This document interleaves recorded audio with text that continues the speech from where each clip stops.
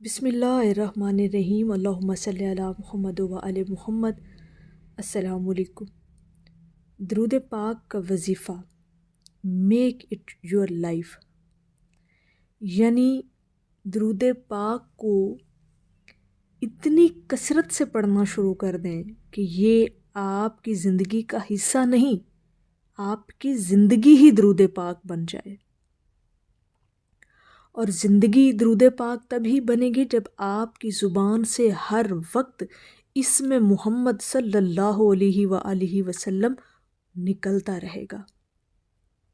جتنا درود پاک آپ اپنی زندگی کے اندر شامل کرتے جائیں گے نا، آپ کو لگے گا کہ آپ کی زندگی ہی اب درود پاک بن چکی ہے۔ اب آپ کی زندگی کا کوئی اور مقصد ہے ہی نہیں سوائے حضور علیہ الصلاۃ والسلام پر درود پاک بھیجنے کے علاوہ۔ اور درود پاک جو ہے نا، یہ یاد کا نام ہے۔ درود پاک آپ اسی وقت پڑھتے ہیں جب آپ حضور کو یاد کرتے ہیں، اور یاد کا دوسرا نام درود پاک ہے۔ تو اپنی محبت کا اظہار انسان تب ہی کرتا ہے نا جب کسی کو یاد کرتا ہے۔ تو جب آپ حضور کو یاد کریں گے تو آپ کثرت سے درود پاک پڑھیں گے۔ تو زندگی کے اندر اپنی تسبیحات، اپنے ذکر، اپنے ورد کا جو سینٹر آف لائف ہے نا، اسے درود پاک کو بنا لیں۔ آپ کے وظیفوں میں سے جو اہم ترین اور اعلیٰ ترین جو وظیفہ آپ کا ہونا چاہیے وہ ایک ہی ہے، اور وہ ہے درود پاک کا وظیفہ۔ بے شک آپ بے شمار وظائف اور کرتے ہوں گے، لیکن درود پاک وظیفہ بھی ہے، ورد بھی ہے، ذکر بھی ہے،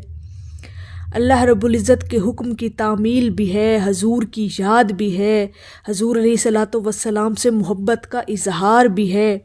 مطلب یہ ایسی عبادت ہے، جیسے کہتے ہیں نا کہ ملٹیپل اس کے اندر جو ہیں وہ آپ کو فوائد حاصل ہوتے ہیں۔ ایٹ اے ٹائم آپ یہ عبادت کر کے، درود پاک جیسی عبادت کر کے، آپ پتہ نہیں روحانی طور پر کہاں تک پہنچ جاتے ہیں۔ اور میں ہمیشہ ایک بات کرتی ہوتی ہوں کہ درود پاک کا جو وظیفہ ہے نا، اس کو برائے محبت اپنی زندگی کے اندر شامل کریں۔ دنیاوی مقاصد بالکل پورے ہوتے ہیں، کرنے بھی چاہیے، آپ کو پڑھنا چاہیے درود پاک۔ آپ کے دل میں جو بھی جائز خواہش ہو، جائز مقصد ہو، آپ اس کے لیے اگر درود پاک کا ورد اور ذکر کرتے ہیں تو اللہ رب العزت ضرور اپنے حبیب کے ذکر کے صدقے میں آپ کو اس چیز سے نواز دیتا ہے۔ اور ظاہر ہے یہ عبادت ہی ایسی ہے جو اللہ کی بارگاہ میں ہر حال میں قبول ہوتی ہے۔ اللہ پاک اپنے محبوب کا ذکر جو ہے وہ قبول فرماتا ہے۔ تو درود پاک کا وظیفہ آپ کی زندگی بن جانا چاہیے۔ آپ کی سانسوں کی جو روانی ہے وہ درود پاک پر ہونی چاہیے۔ اتنا درود پاک اپنی زندگی کے اندر ضرور پڑھ کر جائیے گا، اور لکھ کر بھی جائیے گا ضرور۔ جو لوگ درود پاک کی کثرت کرتے ہیں وہ اس چیز سے ضرور ایگری بھی کریں گے کہ اپنی زندگی کے اندر کم از کم اتنا درود پاک لکھ بھی جائیے گا، ٹھیک ہے، کہ جو آپ کے لیے آپ کے مرنے کے بعد بھی درود پاک کا جو لکھا ہوا آپ کا عمل ہوگا وہ آپ کے لیے نجات کا ذریعہ بنتا رہے گا۔ تو درود پاک اپنی زندگی کے اندر لکھنا بھی آپ کو ضرور چاہیے، ایک دفعہ زندگی کے اندر ضرور لکھا کریں، بلکہ لکھ کے جائیے گا اتنا درود پاک۔ اور درود پاک کا وظیفہ جو ہے اس کو بھی اپنی زندگی کا حصہ بنا لیں، بلکہ زندگی کا حصہ نہیں، پوری زندگی ہی درود پاک کے نام وقف کر دیں اپنی، کہ جب نامہ اعمال کا ہر صفحہ جب پلٹا جائے تو اس کے اوپر صرف اور صرف درود پاک کی کثرت ہی نکلے۔ تو یہ عمل جو ہے یہ آپ کو انشاءاللہ تعالی دنیا میں بھی سرخرو کرے گا، اور آخرت میں بھی آپ کو نبی علیہ الصلاۃ والسلام کا جو قرب ہے وہ تو یقینی طور پر ملے گا، کیونکہ جو نبی کریم صلی اللہ علیہ وآلہ وسلم کا فرمان عالی شان ہے وہ حق اور سچ ہے، کہ جس نے دنیا میں رہتے ہوئے درود پاک کی کثرت کی وہ قیامت والے دن میرے سب سے زیادہ قریب ہوگا۔ تو درود پاک کا وظیفہ اور اسے اپنی زندگی بنانا،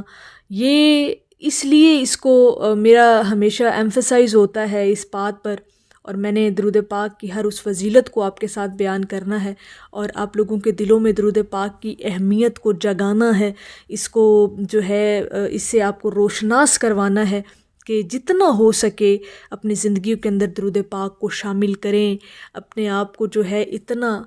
عادی بنا لیں درود پاک کا کہ آپ کی زبان اگر چپ بھی رہے نا تو آپ کے دل کے اندر کہیں نہ کہیں سے آپ کو درود پاک کی گونجتی ہوئی آواز اپنے اندر سے سنائی دیتی رہے۔ یہی محبت کا عالم جو ہے وہ ہمارا نبی علیہ الصلاۃ والسلام کے ساتھ ہونا چاہیے،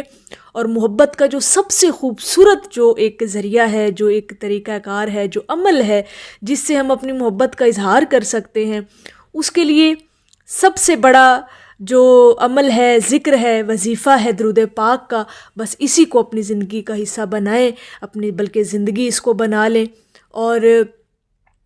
اس اپنی محبت کا اظہار جو ہے وہ روزانہ کرتے رہا کریں۔ ظاہر ہے جب آپ نے اپنی زندگی ہی وقف کر دینی ہے اس وظیفے کے لیے، اس ذکر کے لیے، تو ڈیفینیٹلی آپ کا ایک جو مقام ہے اللہ رب العزت کی بارگاہ میں بھی، اور اپنا ہمارے آقا کریم صلی اللہ علیہ وآلہ وسلم کی بارگاہ میں بھی، اس کا تو پھر ایک جو ہے وہ الگ لیول بن جاتا ہے نا۔ اگر ہم اس کو روحانی نقطہ نگاہ سے دیکھیں تو انسان کو محسوس ہو یہ کیفیت کہ جب اس کا آنا جانا حضور کی بارگاہ میں لگ جاتا ہے، خاص طور پر اس کی روح کا، تو اس کو وہ ساری چیزیں اپنے اندر ہوتی ہوئی محسوس ہوتی ہیں، وہ ان کیفیات کو محسوس کرتا ہے ہر وقت۔ تو درود پاک کو زندگی کا حصہ بنائیں، زندگی کے اندر شامل کریں،